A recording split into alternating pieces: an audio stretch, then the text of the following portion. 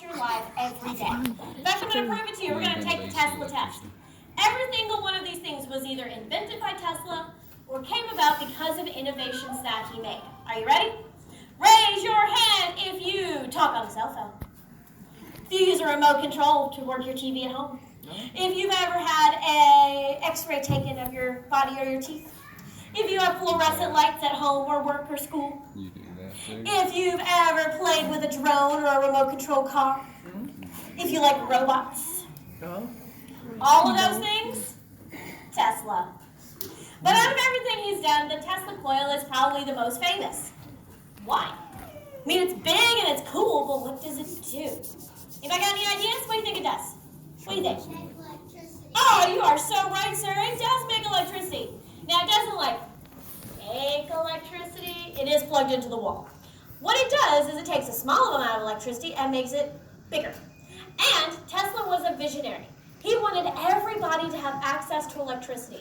And he felt the best way to do this was going to be to make it wireless and free. I can get behind both of those ideas. So then why don't we do that? Well, the first problem is, does it even work? And I actually just did an experiment to prove it. Did anybody notice the Tesla coil sign? Yeah, did it light up? Here's the cool thing. It's not plugged in. It's not even hooked up to a power cord. I couldn't turn it on even if I wanted to. The only thing that makes it work is all the electricity coming from the Tesla coil itself in something called an induction field. Okay, well if that proves it works, then why don't we use these? Well, there's a problem. You might have noticed the problem. Who noticed something at the top? What was going on up there? What did it look like?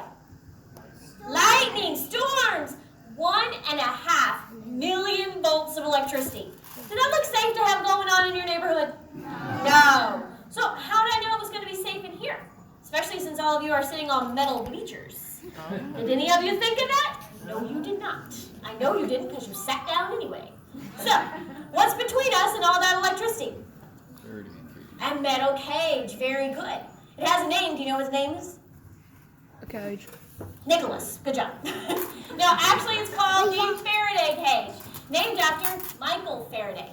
He was another very famous and very smart scientist, and one of the many things he figured out was if you have grounded metal between you and an electric discharge, that electricity hits that metal every single time. So our Faraday cage is 2.5 tons of grounded steel. But that leads me to a question. I said that the Tesla coil sign in there lit up because of an induction field. And we know the cage keeps the lightning from coming out, but does it keep that induction field in there as well? So there's only one thing to do. What should we do? Experiment. Experiment. Very good. Science is all about asking questions and trying it out. So if I have a neon sign inside, I'm going to put a neon tube outside. Now we need to form a hypothesis. What's a hypothesis? It's a guess, right? So let's see. Raise your hand if you think the sign on the outside will light up. Okay. Raise your hand if you think it will not light up. Raise both hands if you want me to try it. Oh, good. All right, so I was going to try it anyway. Okay, I'm going to put it right here. Now, we're going to set off the coil one more time. I want you to keep your eye on both sides. Are you ready? Cover our ears. Let's count down together this time. 3, 2, 1.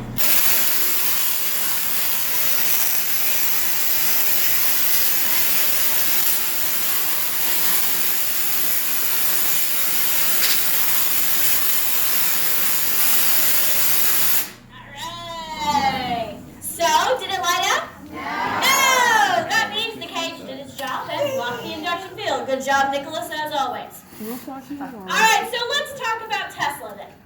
He was born in 1843 in what's now known as Croatia, or Serbia. He was of Serbian descent.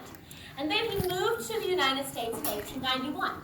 And one of the first people he worked with when he got here was someone you may have heard of, Thomas Edison. Yeah, we heard of him. What's he famous for? Very good, but did you know? He didn't actually invent the light bulb. Lots of people invented the light bulb. That's how things like invention and innovation work. Someone comes up with an idea, and another person comes along and goes, hey, that's a really good start, but what if I change this? Or what if I tried that? So hundreds of people worked on this. Edison just happened to be the one who did it the latest. He invented the kind of wire to use in the metal filament to make it work the best. But he did have the patent for the most popular style at the time. Patent means it's a document you got from the government that says you own this idea and nobody else can use it unless they ask your permission, and they might have to pay you. Well, since his light bulb was so popular, that meant more people wanted electricity in their homes. And so Edison was working on that, but he was using direct current. But he had a problem.